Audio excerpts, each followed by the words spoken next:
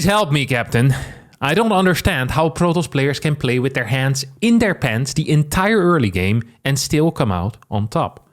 My opponent opens up with a quick double gateway and proceeds to warp in absolutely nothing with them. Meanwhile, I am droning up hard in the back with my economic opener. I then defend their Oracle harass with only several drones dying in the process. Then the Protoss opponent moves to kill my Overlord, showing many adepts with glaives, prompting me to go into a roach warren in order to defend this extremely slow timing. My roaches then successfully defend the adept attack while my queens struggle to repel their void rays. But in the end, little damage was suffered. Meanwhile, my opponent is floating so much gas that the US might launch an invasion. However, despite this surplus, my opponent refuses to invest in any upgrades. Still, they are able to launch waves of Zealot runbys despite only having 3 base economy for the majority of the game due to my stellar multi-prong attacks. In the end, my opponent walks across the map out of desperation with their huge Archon plus Colossi ball. I decide to take the fight, thinking that I have a far superior upgrades and the ability to drop blinding clouds on their key units. My first cloud ends up whiffing, but my second cloud disables 2 of their Colossi. However, I still end up losing the fight by a fairly large margin, leaving me utterly flabbergasted. So please tell me, Captain, how is it fair that Protoss can win by just A-moving across the map with inferior economy, upgrades, and micro? I know I'm no Sero or Rainer, but surely I do not need to play like a genius to beat players like these. This imbalanced complaint form was sent in by Little Ye, a North American Zerg player, Platinum level, 2874 MMR, asking the age-old question, is this imbalanced or does he suck? Let's figure it out. Now, I'm not gonna lie, I cracked a little smile there while reading that imbalanced complaint form due to the whiffing of the blinding cloud. I am not entirely sure how you can mess up a blinding cloud, as it is a targeted ability that instantly hits, and it also doesn't need a whole lot of time to deal damage. Like, it's active from the beginning. So it's not like it's a projectile. Like, it's there. It can be used as a zoning tool, or you just put it on the army. So I can't wait to see some of this blinding cloud usage later on in the game, because I'm hella curious to see that in action. For now, let's have a quick look at the openers. Little Ye mentioned a double gate opener, but no warping in. That is not necessarily weird. Usually double gate openers are used for adept harass. So you go gateway. A second gate is actually way too late. Like, this is a terrible opener here, if this is actually double gate. It's not double gate. It's a nexus first, or a nexus into core. So this is the most standard opener that exists in the game currently. So I'm... Usually when people say 2 gate, they mean 2 gate before nexus. I guess this is going to be a second gate after Nexus rather than having a Stargate, which would also still be kind of weird, but I mean, this is a very economical opener. Like, there's a lot of cash here for the pros. This is the standard opener. This is the best opener that we have. Meanwhile, Little Ye is opening up with also a fairly standard opener. I think this was a 17 hatch is what I saw from the corner of my eyes into Queen. We have some gas mining going on as well. And I'm expecting either a 30 or a 34 hatchery. These are the most common hatchery timings in ZVP. 34 if you go for a second queen before the third, and 30 if you're just getting it, you know, getting a hatch before that third queen. So that's pretty much okay. Yeah, this is this is a very fast second gateway. Still canceling the warp gate and going Stargate as well, though. So I think this build is bad, but I think it is okay at this level. And so this build is bad because you're investing 150 minerals into a building that will not be building any more units in the early game before warp gate is done, pretty much. You're probably having to cut 1 or 2 workers in order to get that gateway down. I like it because it keeps you very safe against Ling runbys. I bet Kyrok has played a lot of games where 6, 8, 10, 12, 18 links run into his natural and he loses the game. So he's decided for himself that he's going to start walling with his second gateway instantly instead. Now, he could also finish that wall with a Stargate. That's what we often see at slightly higher levels of people that are very afraid of this. Yes, you tell your opponents that you're building an Oracle, but I actually kind of like this. He says, hey, I struggle very much with Ling floods. Is there a simple solution to this problem that might ruin my builder a little bit?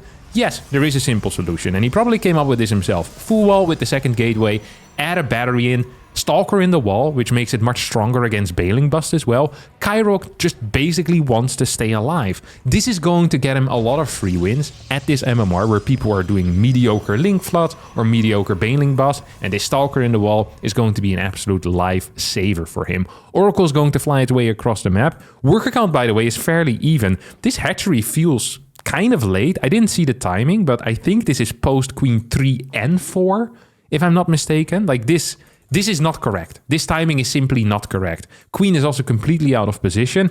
Oracle's gonna fly into the main base right now where we don't have a Spore. We have a pretty fast lair as well. And this Oracle is just gonna get a lot of worker kills. This is a lot of worker. This is what? 4, 5, 6, 7? 7? 7? There we go. 7 worker. Didn't he say that there only were only losing several drones in the process? Like, losing 7 drones to an Oracle that you're expecting, that is not something to brag about. This is like going up to your parents saying, "Parents, I've washed the dishes and I only broke 4 plates and 3 cups." It's like, "Here you go, son. A participation trophy for you." It's like, no, that is awful. Like, I want you to do the dishes, but not break my freaking plates. Holy crap. Dude, IKEA is very happy with people like you. Go back there every weekend with this space. Glaive, this build is not good, okay? Kyrock's build is not good. He has very fast glaives, but a very low adept count. And glaives, you really need kind of a key number of adepts in order for glaive adepts to be very useful. I always feel like that the moment you have more than 8 adepts with glaive, they become very powerful. And anything like 8 and below, it can kind of get killed by Queen Ling majority of the time. So it does get scouted. We see Bailing Nest plus Roach Warren both being added at the same time. I mean, one of these buildings should have already been done. Both of them function in the exact same way. They have the same role at dealing with charge slots or dealing with glaive adepts. Both Bailings and Roaches are fine with it, so I'm not sure why we're getting both.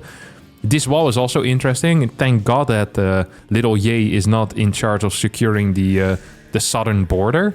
Because with walls like this, the freaking Belgians would be streaming in at a high pace, driving on our perfectly non-potholy roads and trying to emulate the perfect Dutch accent. Yeah, we wouldn't want that. So Little Ye's got to work a bit on that walling skill as well, because this is legitimately god-awful. Had this been a real Glaive Adept build, this would have been a serious issue. Actually, even without this being a real Glaive Adept build, this is already dealing a lot of damage. I feel like Little Ye is omitting certain key points of information. He said that the roaches stopped the adepts perfectly, but these adepts have already traded insanely well. They killed like freaking 20 links. It's like, I'm freaking glad you stopped the murderer, but he's already killed like 70 people. I'm not sure if we call this like a, I don't think the police chief is going to be bragging about this on TV. It's like, we did a fantastic job. We stopped the killer. It's like, yeah, killed the entire city, bro. Yeah, that is an issue.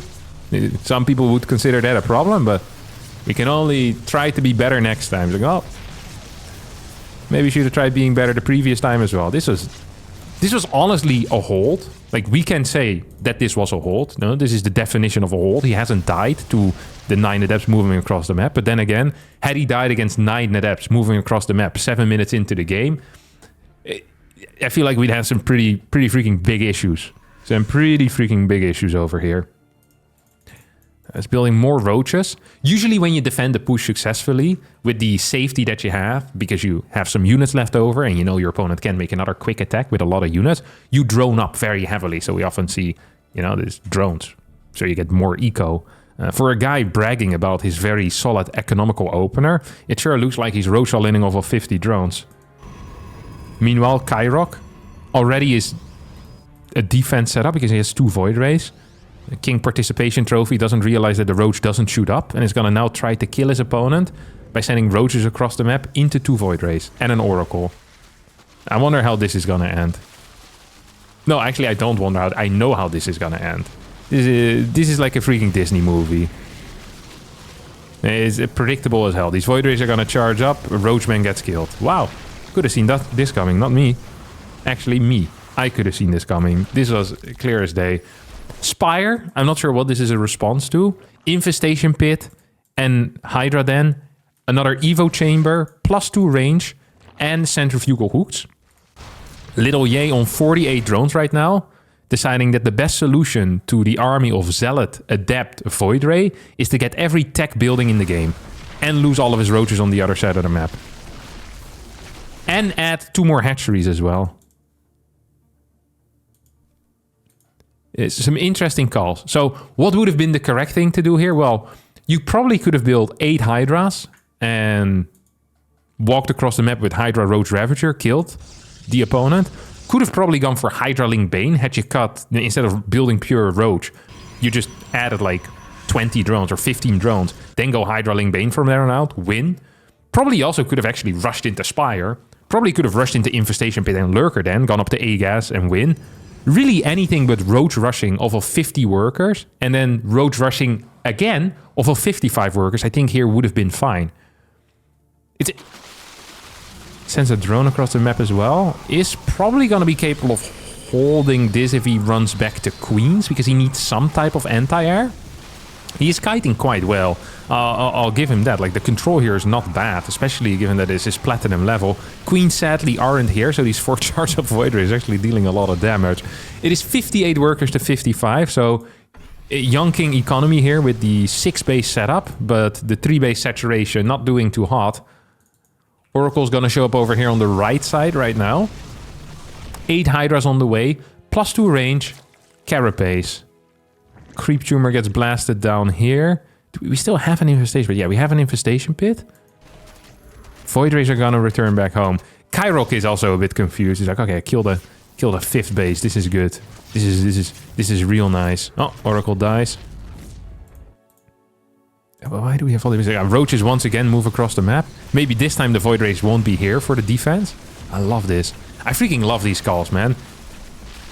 Like, the Void Rays weren't even nearby, but if the Void Rays had been nearby, this fight would have been even more one-sided. A couple of Hydras now are going to show up. Sadly, I don't think it's going to be enough Hydras. So for the 3rd time in a row now, these Void Rays are going to clear the Roach attack. In Dutch, we have a proverb that a donkey doesn't hit his foot onto the same stone twice. My man Kyrok here hit the same stone 3 times. Or sorry, my man Little Ye has hit the stone 3 times in a row right now, making him significantly dumber than a donkey. Significantly dumber than a donkey. 16 drones on the way. All being rallied towards the right side. Love to see it. For 4th base over here. But no, we're going to the faraway one because A, it is more dangerous. And B, it gives us less money due to the distance we have to travel. So we actually get less income out of it as well. You know, the initial drone transfer is going to be minus 200, 300, 400 minerals or so. This is the equivalent of cheating on your wife with her identical twin that lives in a different country. It's like you have to travel far and it's the same experience. Make that make sense. Little Ye here really pushing the envelope when it comes to making terrible decisions. 5 Void Rays are now out. I mean, I think building Void Rays is legitimately a terrible call, but given the context of the game, against a person like Little Ye, maybe not even that bad of a decision. We have no Storm on the way. We do have 4 Templar out. Okay, just gonna morph them straight into Archons. What are our upgrades? We have 0 upgrades against 2-1 with 2-2 on the way. Pure Roach Hydra now coming out. We have 163 supply against 132. I feel like at this point, despite all his previous failures, Little Ye is still in an extremely powerful spot. Now, he could try to transition into Lurkers, go up to 8 gases, and pump out 4, 5, 6, 10, 15, 18, infinite amounts of Lurkers with the Seismic Spines. He could also decide not to do that and just go for Roach Hydra Viper against this army, would also be fine. There's no splash. Neither player right now has splash, and in that case, if you have more army supply and you have better upgrades, usually you're just gonna straight up win. However, I would like a faster fight in that case. Okay, we're gonna get a 5 Zealot run. I am not looking forward to the result of this. 5 Zealot run by onto the creep. Bit of a warning. We're attacking. Okay, alarm goes off. Little Ye gets active. Zealot runby into the, or Zealot morphin, warpin, there you go, into the main base as well. Oh, imagine having a Zealot runby over here and Zealots over here. Freaking Zealots everywhere right now. That would be the dream. Sadly, it's not what's happening. Oh, Prism comes back in. Little Ye decided to ignore it and stand on the edge of creep. Main base is also getting cleared. Only sends the units over that are getting countered by the Zealots. An interesting call here out of Little Ye. Main army of Kyrok also moving out. Has already killed about 20 workers. We were, I think, at 84, 85 before this started. 6 more drones are on the way. This base is now going to get cleared as well. As the Void Rays show up. Little Ye is being attacked in pretty much every position possible. Yet Little Ye is also never in position to actually deal with anything. It's very impressive. It's like he's playing a game of dodgeball, except instead of dodging the ball, he's dodging his opponent's army. Okay, here we get a pretty major attack. I feel like the links probably should be a bit more in the front. We get some interesting move commands here as well. Despite all of that, this might just barely... Actually, I don't think this is enough. Despite the upgrade lead that Little Ye has, this was such a poorly executed fight that I think he's actually going to end up losing it. I mean, with the help of transfuses, you probably could still hold. If at any point there were transfuses. Viper is nearby as well. Hasn't been activated for this battle. I think, theoretically, despite this being a losing fight, this could still be a winning fight due to the fact that there's no fort base for Kyrok. So as long as Little Ye doesn't die, he should be in a very winning position here. In my mind. Like, there's nothing left. These Hydras have freaking 2/2 upgrades against +1. We have a couple of Glaive Adepts, but that's it. We have 1500 minerals in the bank. Couple of larvae. Could probably pull this Prism. Don't have to, but you could have. Oh, great blinding cloud here. Look at that. Wow. Jesus Christ. That was so good. That is a spell, by the way, for the people that don't play a lot of StarCraft 2. When you click it, it instantly appears. And units in that cloud can't attack anymore. So just a brilliant call here out of Little Ye, casting it over here, where the entire army is in this location. That is such an interesting call. You can really see that he thinks deeply about every little move that he makes. It's phenomenal stuff. This base still mining. 3 more drones on the way, as well as 3/3 upgrades at the same time. I love that the priority for Little Ye here is getting +3 carapace upgrades. You know, he looks at his gas condition. He's like, you know what I really could use? Freaking 225 gas. You know what I would like to sink that into? Lurker then? Nah. Maybe a Viper? Nah. Infestor? Nah. I think +3 carapace is what we truly need here. It's like, bro, if you just improve your army composition, it's like, this tiny amount and not just build pure roaches. Hey, this guy loves roaches so freaking much, man. I would not want to visit his house. Holy cow. 10 more Hydras on the way right now. He's legitimately just playing a tier 2 army while being on tier 3. He just goes to... Yes, the gateway. That happened. Jesus, look at this. Just look at...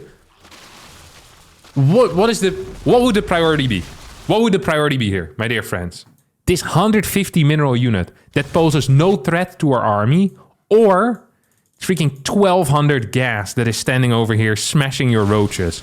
Look at this. He's kiting against a static building, a gateway. He kills it, loses 6 roaches as a result. I think if he just straight up fights into this in a good concave, this is unlosable. Sadly, 80% of his army is not fighting here. Or at least not fighting into the Archons. Single Immortal is dishing out so much freaking damage. Holy crap. Colossus now pops as well. Like, with an actual move command into a move, this would have been a win. Oh, we have a bunch more links. Now going to attack the alternative base. Okay, this third base is unbeatable. Attacking through this 5-inch choke is not working. Let's just right-click this fort. And honestly, actually the correct call. She's gonna get it. Maybe could even kill this army if he wants to. Instead, she's gonna right-click this base. Has a Hydra run by into the third to kill nothing there. This is still theoretically an unlosable game. Despite all the terrible moves that we've been seeing. Like, it is surreal. If Kyrok had submitted this as an imbalance complaint, I could have, you know, it's like my opponent has like severe brain damage. There's obviously something wrong with this person. You know, like Like, we can all kind of agree with that, you know? Like, you don't need to be a doctor. Like, MRI scan, not necessary here. We know. We know. Kyrok knows as well. It's like, holy crap, I'm losing to this guy? What the hell is this? Now, Kyrok is going for the epic composition of Archon Colossus. At least he's going to have some type of splash. He's adding his +2 upgrade. I mean, we're only 18 minutes into the game, so I appreciate that too. We're still working with pure Hydra, Roach, Viper. We're currently maxed out and up 80 supply. Let's take a look at when we're going to attack, because I feel like it should be impossible to lose a game from this position if you just attack your opponent's army and you trade. Like, you have double the army supply. Even if your army composition is significantly worse, it shouldn't really matter. Instead, we're going for a Ling run-by. So this was at 195 to 110. We're now moving at 195 against 121. 7 more overlords on the way. It's one of the main things you want to do when you max out, is make sure that you have enough overlords for the remax. Melee upgrades coming in. I love that he loses 20 links into 9 Archons and 2 Colossus. And he's like, you know what could be really useful here is if I get some more of those 0-3 upgraded links. Yeah, I think that might just be really powerful. If I get some of these links, maybe get a surround, and then these Archons, if they stand still. Oh yeah, this is nice. Maybe rebuild more links after this. Like this looks like an attractive composition to have to me. Just more links. Now here comes a disruptor shot, kills a couple of Hydras. Third base is gonna get sniped over here. Actually, a pretty decent move. I would love for him to, also pick off 1 or 2 Archons. I think there are Vipers somewhere. Could have probably abducted a couple of Archons, or maybe the Colossus into the mix, or maybe the Disruptor into the mix. 12 drones on the way right now. This is a classic move as well. Kill one of your opponent's bases. Your opponent is counterattacking. Laugh in the face of danger. Build 12 more drones. Meanwhile, Zealot run-by into the main. These Zealots should die, but instead they're gonna run past it. No, one of them is gonna run past it. Main army moving towards the bottom right. Uh-oh, gonna take out your wife's sister. That's what you get. The private detective figured it out. There is a base on the bottom right.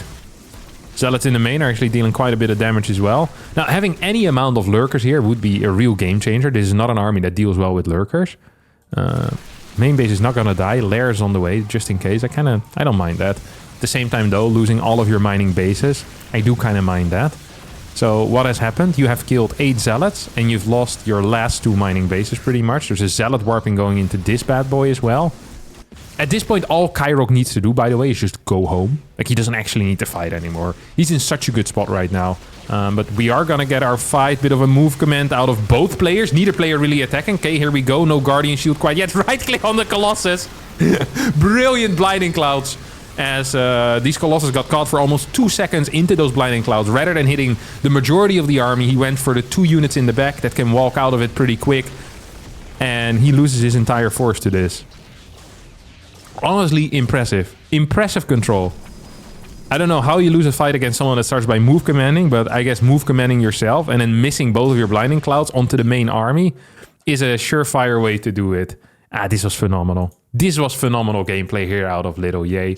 There are very little people in StarCraft 2 that can impress me, as much. Like, I'm thinking Serral, Clem, but I want to add Little Ye onto that list because he's been pulling some impossible moves straight out of his butt here and pushing them into the live game as well. The move commands, the terrible expanding, the constant awful unit compositions, attacking with pure roach while knowing your opponent has more than 2 void rays. Like, it's just such low-level decision-making so consistently. Like, this is one of the most consistent... People often brag about Serral's consistency, but what about this guy making consistently garbage decisions?